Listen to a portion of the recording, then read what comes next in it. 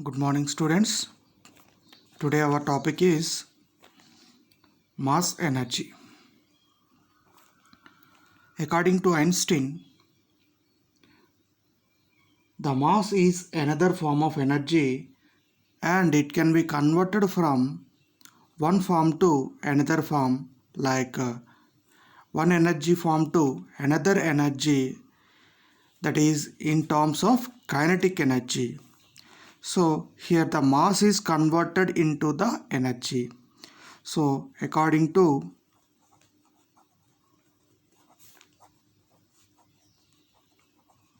Einstein, mass energy relation equal to mc square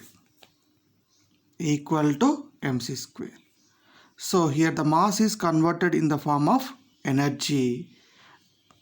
So if suppose for the mass of one atomic mass unit, so how much energy is released? How much of energy is released? So one atomic mass unit is equal to 1.66 into 10 to the power of minus 27 kg. If suppose this mass, how much energy is released? So then this mass you have to substitute in the above equation equal to m.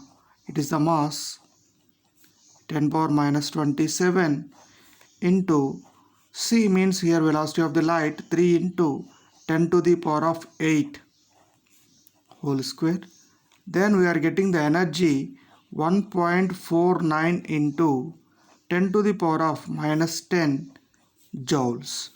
So this one you have to convert it in the form of electrovolts. So then energy is equal to 1.49 into 10 to the power of minus 10 upon 1.6 into 10 to the power of minus 19 electrovolts. That is equal to 931.5 mega electrovolts of energy is released. So only one atomic mass unit can release the energy 931.5 mega electrovolts of energy. Next one is, what is the binding energy? Binding energy, so it is the energy is required to separate a nucleus into neutrons and protons. So this is called as the binding energy. And what is the mass defect? So we are having in a nucleus, we are having the neutrons and protons. You have to separate that nucleus into individual parts. That is called as here binding energy. So the binding energy of the nucleon, so how about their graph? That is we are discussed further. First of all, we go for the topic mass defect. What is the mass defect? So here mass defect means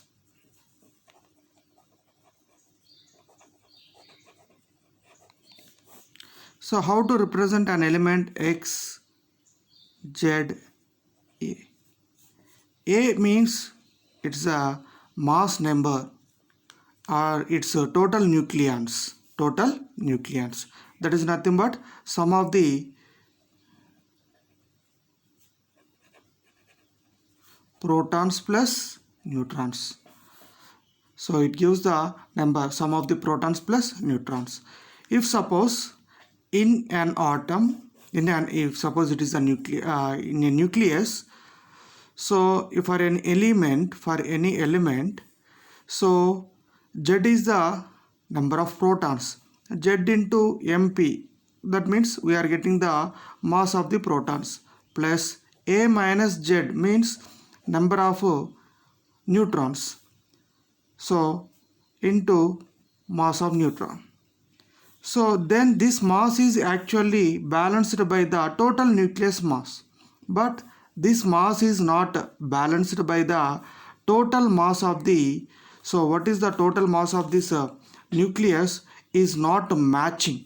So there is some defect is there. That defect is called as here mass defect. Mass defect. So here the difference between the sum of the masses of the nucleons. So nucleons means here protons, neutrons, and the rest mass of the nucleus is known as the mass defect. Is known as the mass defect. It is denoted by a letter delta M. So actually if an element you have to take in, that is X, Z, A. X, Z, A.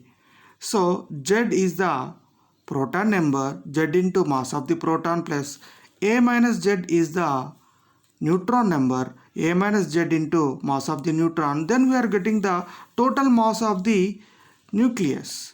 But this mass is greater than the individual mass of the nucleus. Then this difference of this defect is called as the mass defect. Mass defect. So this defect, so how to, if suppose this defect is formed for different elements, how about their defect? This defect will be converted in the form of energy. This defect is converted in the form of energy.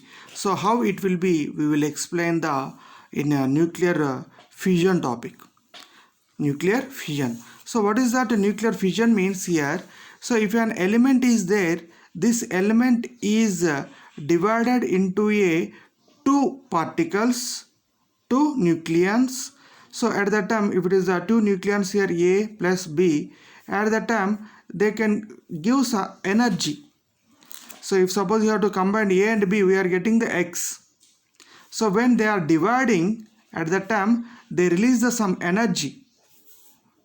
They release some energy. So that means if suppose they are separated, at that time some energy is released. So at that you have to calculate the individual masses. You have to calculate the individual masses. At that time total masses. There is a defect. That defect loss will be due to this energy. This is called as here mass defect. So when this nucleus is divided into two parts, at that time some energy is released. But here you have calculating the individual masses energies and the total mass energy. You have to comparing. At that time this energy is not calculated. So this energy is lost due to the mass defect. Mass defect.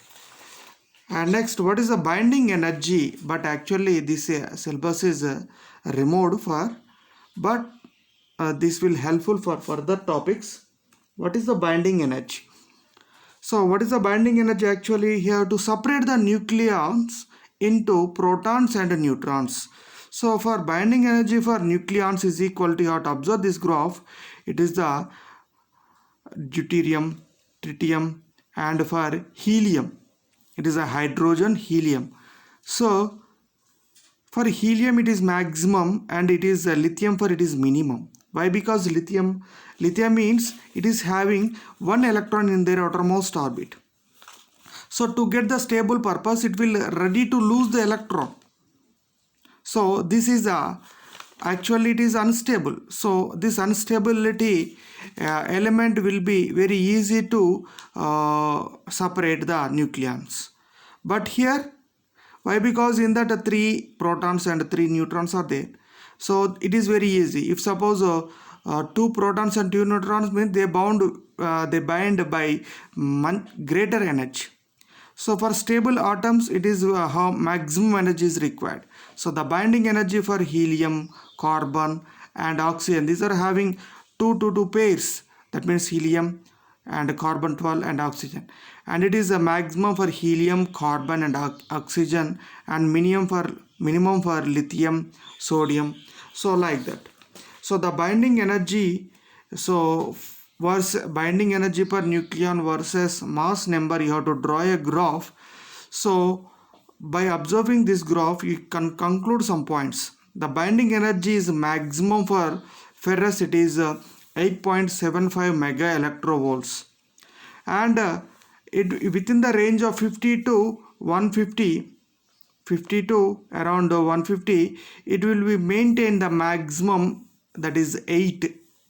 It will be common in the level of a graduate energy level, that is 8 common. So less than of this 30 and greater than of this nearly 170, the binding energy for nucleon is decreases.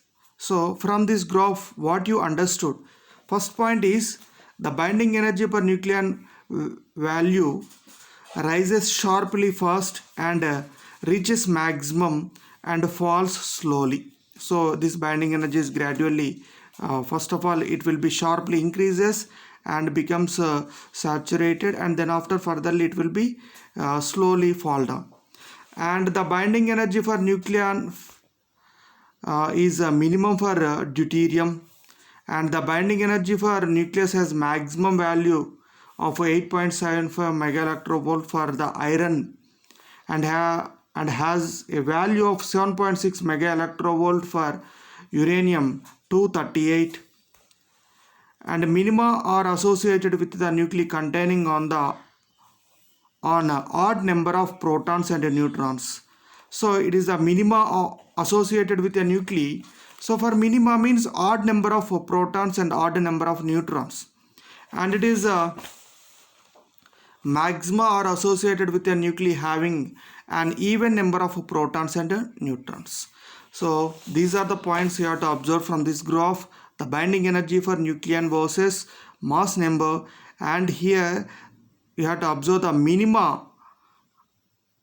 And minima is associated with the nuclei having odd number of protons and neutrons, and maxima associated with the nuclei having even number of proton and neutron. So these are the peaks you have to observe. These are the peaks means maximum, and these are the down peaks, these are the minimum. And next we will go for the topic, that is the nuclear forces. Nuclear forces, and some points will be there here. Binding energy per nucleon is less for both light nuclei, that is A less than 30, and heavy for A greater than 170. If heavy nuclei, that is A is equal to 240, breaks into two nuclei, then energy will be released. This is called as the fission.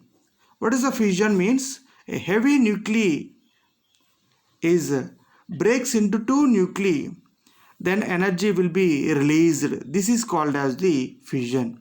If suppose the atomic mass number is 240, it will be divided into atomic mass number of 120, then the energy will be released. This form is called as the fission process. In fission process, heavy nuclei is divided into two nuclei,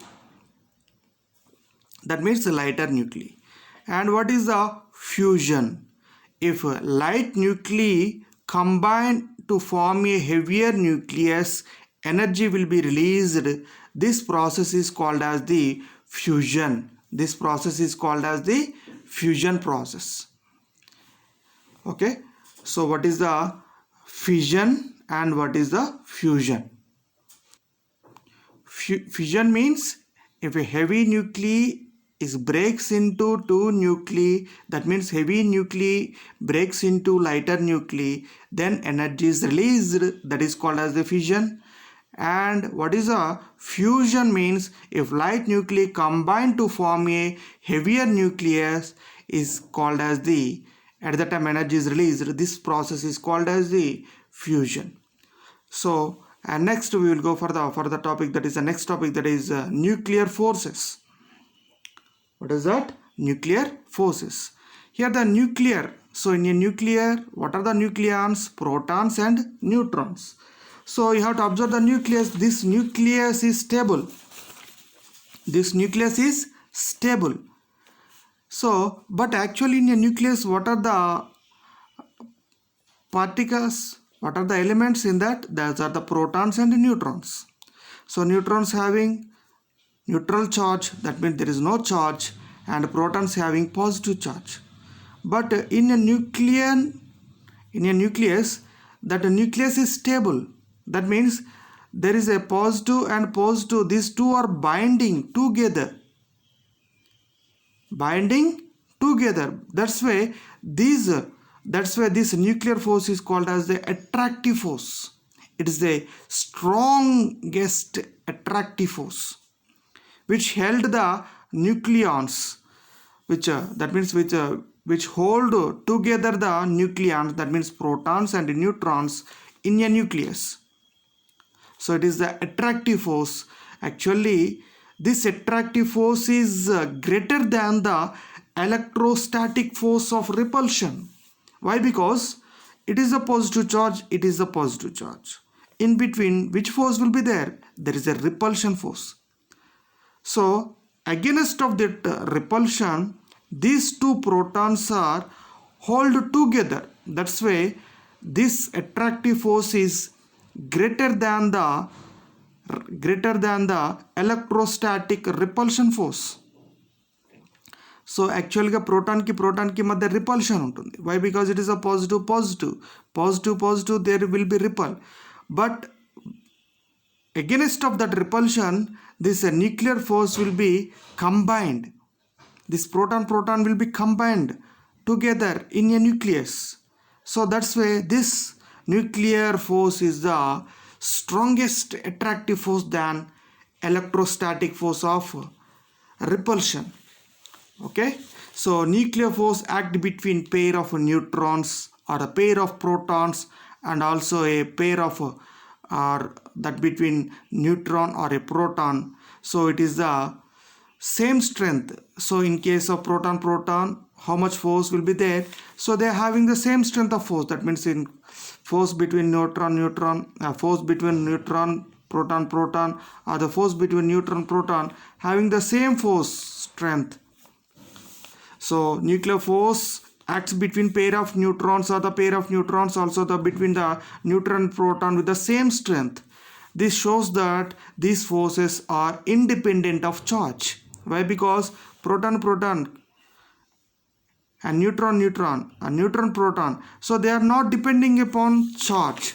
So these forces are independent on charge. So what is the first point? This is the greater force than electrostatic force of repulsion, and this force not depending upon charge. That means it is independent of charge. And nuclear forces are the strongest attractive force in nature. So this force is strongest attractive force than gravitational force or Coulomb's force or electrostatic force. So compared all these forces, this nuclear force is the strongest force. And nuclear forces are very short range forces, very short range. And nuclear forces are non-central forces. Why? Because in case of Coulomb's, you can take the two charges. So at that time you can take the line joining by the two charges. So if it is a positive charge and two negative charge, plus q and minus q, at that time you have to take the central line. So along the line you have to take in. But here they are not depending any non-central force. That is, they are not joined by from the one center to another center. That is not like that. So nuclear forces are non-central forces. The force between two nucleons does not act along the line join their centers. And the nuclear forces are exchange forces.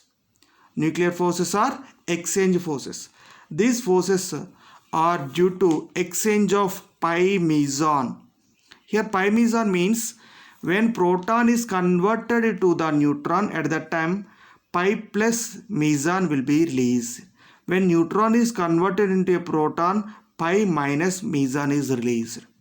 So nuclear forces are exchange forces. That means proton is converted into a neutron and neutron is converted into a proton. At that time mesons are there. Okay, it is the nuclear forces. Next, so only learn the only concept of what is the radioactivity.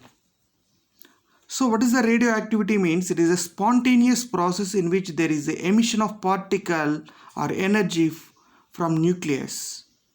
So it is a spontaneous process. So if suppose any nucleus emission of a alpha particle, that means 2He4. So that is called as the alpha decay. If suppose emission of electron, that is called as the beta minus decay. If suppose emission of positron, it is a beta plus decay. And what is gamma decay, in which high energy of photons are emitted? High energy of photons are in case of lasers. So high energy of photons are emitted. So in hundreds of kilo electrovolts or mega electrovolts, like that. So in case of gamma decay. So it is a spontaneous process in which emission of particle, that is a alpha particle or the electron or a positron, so all or photons. So this is called as the radioactive decay. Nuclear fission. The phenomena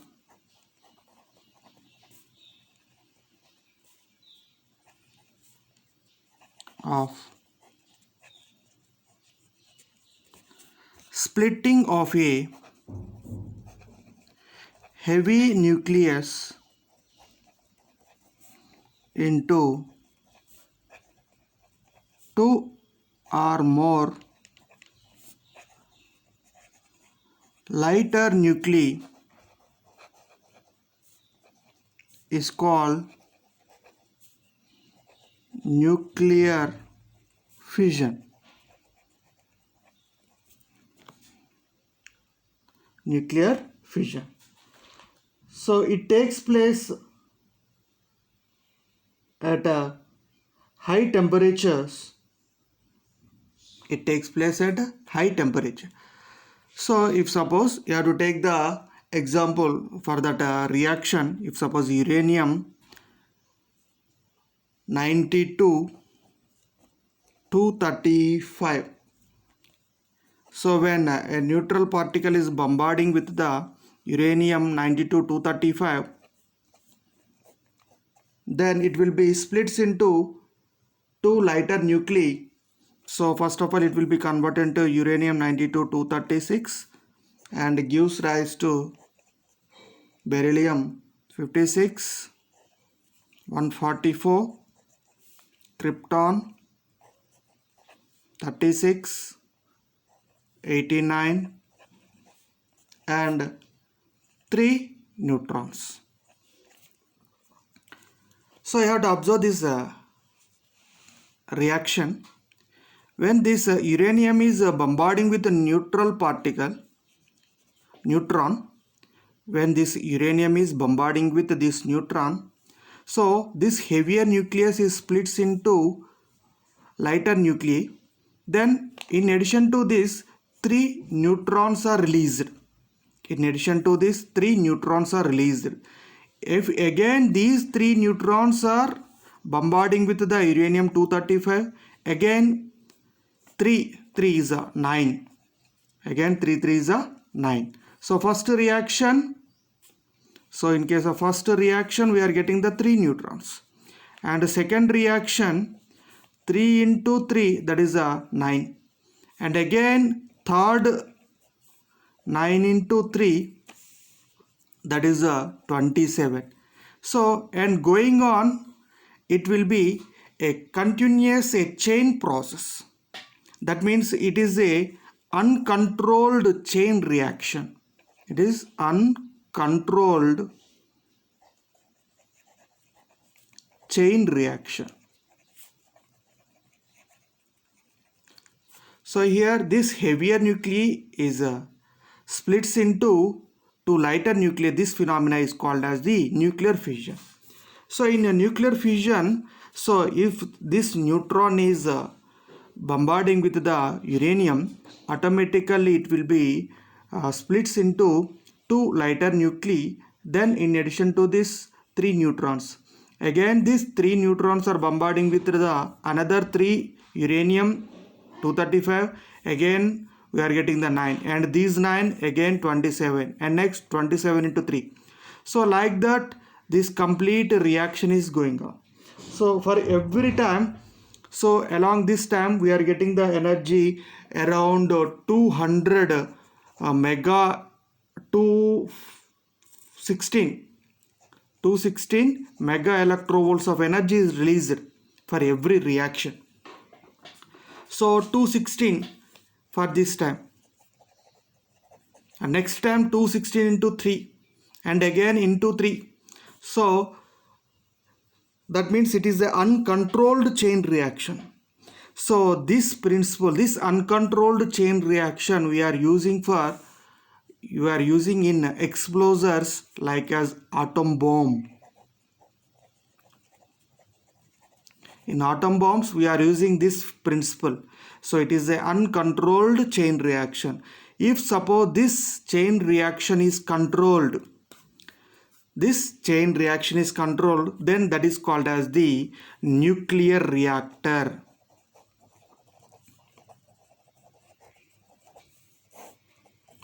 So if suppose this chain reaction you have to control it by using moderators.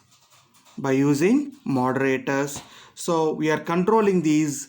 So controlling rods are there, moderators are there. So by using this we can control this chain reaction, then that is called as the nuclear reactor.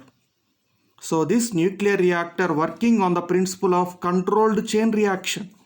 So it works on the principle of controlled chain reaction. It works on the principle of controlled chain reaction. So it works on the principle of controlled chain reaction, that is a nuclear reactor. So if suppose it is the uranium, when you are bombarding with the neutral particle 0 N1, for this reaction we are getting the 3 neutrons. So by using control rods, here you have to use the control rod. So at that time these 2 neutrons are absorbed. Automatically 1 neutron, that means these 3 neutrons are controlled by using these control rods. At that time these 3 neutrons, in that 2 neutrons are absorbed by this control rod. At that time 1 neutron will be come. But here these 3 neutrons will be moving with very fast moving neutrons are we are getting. These neutrons velocity is controlled by using moderators. So here moderators means the flow of the speed of these neutrons is controlled. So here which are using for the moderators, especially heavy water, that is a deuterium oxide. And this neutron will be again bombarding with the uranium. And next we are getting the 3 neutrons. And these 3 neutrons are again controlled by control rods. And this velocity is controlled by using moderators. So for every reaction we are getting the heat. We are getting the heat energy. By using this heat energy, we can here the water is get steamed, and that is by using that steam we can generate the electrical energy. In a nuclear, by using this nuclear reactor, we can generate the electrical energy.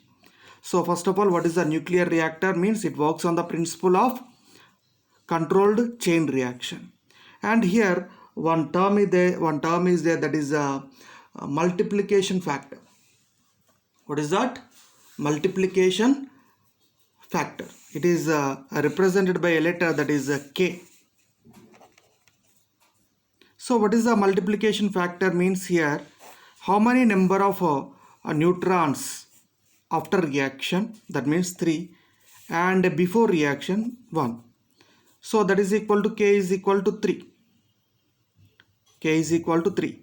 So it is at the time this multiplicity factor is K is equal to 3, means this situation is called as the supercritical state.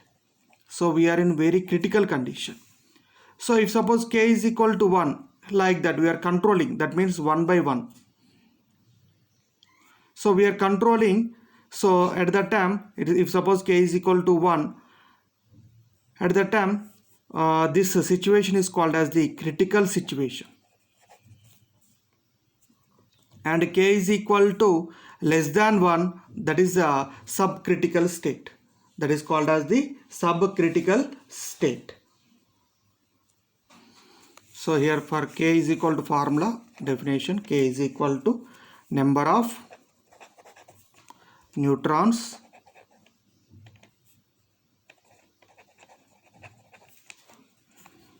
in the present generation by number of neutrons in the past, that means a previous generation. It is the formula. K is equal to number of, it is the ratio of number of neutrons in the previous generation to the number of neutrons, here number of neutrons in the present generation to the number of neutrons in previous generation. So we will completely discuss about the nuclear reactor. In simple, it is very easy. Okay, nuclear reactor. First of all, it works on the principle of controlled chain reaction. If it is controlled, then that is called as the nuclear reactor. Otherwise, it is called as the explosion, that is the atomic bomb. So it consisting of a, so first of all you take the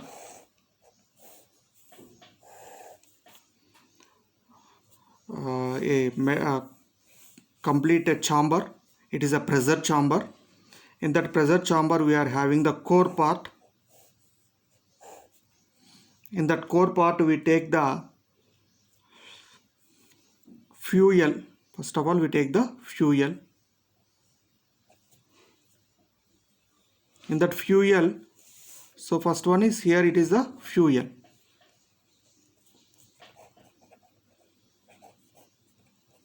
So which one you have to take the fuel? Here uranium 235 or plutonium 239. So actually uranium 235, the availability of uranium 235 in nature, that is at 0.7% only. 0.7%. So the maximum uranium availability of uranium 238, that is 99.3%. But this uranium is not fusionable. So not fusionable. So for not fissionable. That purpose we can convert this uranium 238 to plutonium 239. So the complete chain reaction of the uranium 238 to plutonium 238 is equal to uranium that is 238 plus one neutron is bombarding them. At that time uranium 92 239 gives rise to neptunium 93 239 plus electron and their antineutrino. Again this neptunium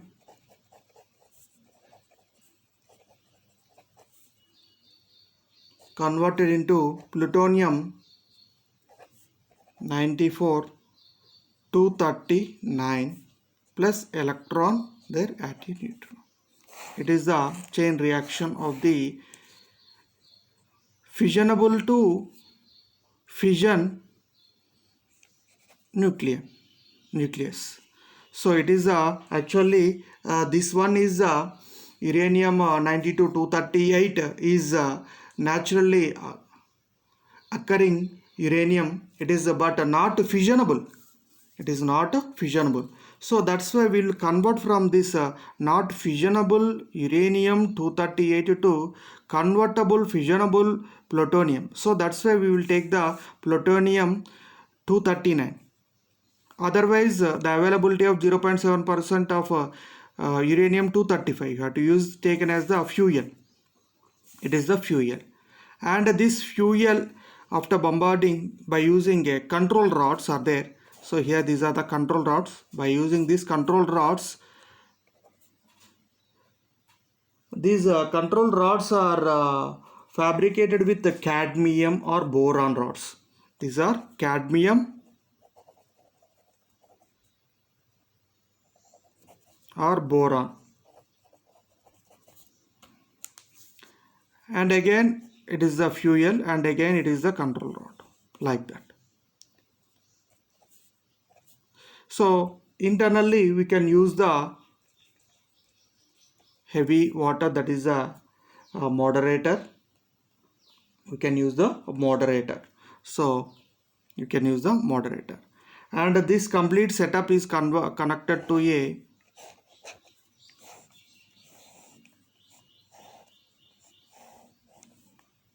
water reservoir here.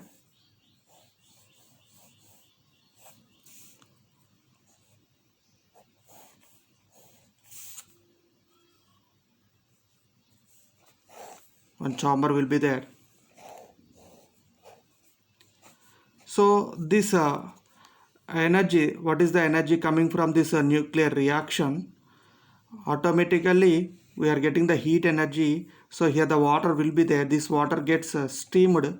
By using this steam we can rotate the turbines. Here the turbines will be there, that turbine, and the condenser will be there. After this condenser, again the water will be shifted to this reservoir. It is a diagram. So this diagram you have to draw in different books. It is a different manner, so anyone you have to draw. So it is a complete nuclear reactor. So first of all, this nuclear reactor working on the principle of controlled chain reaction.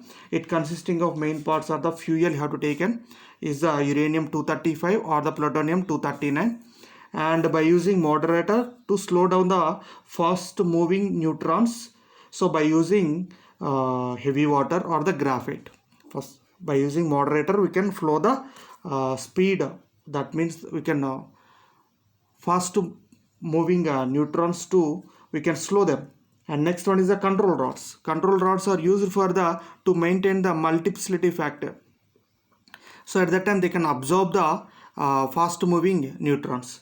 And the next one is here we can use the coolant. This one is a coolant, and this is the complete procedure of the nuclear reactor. Okay, bye students.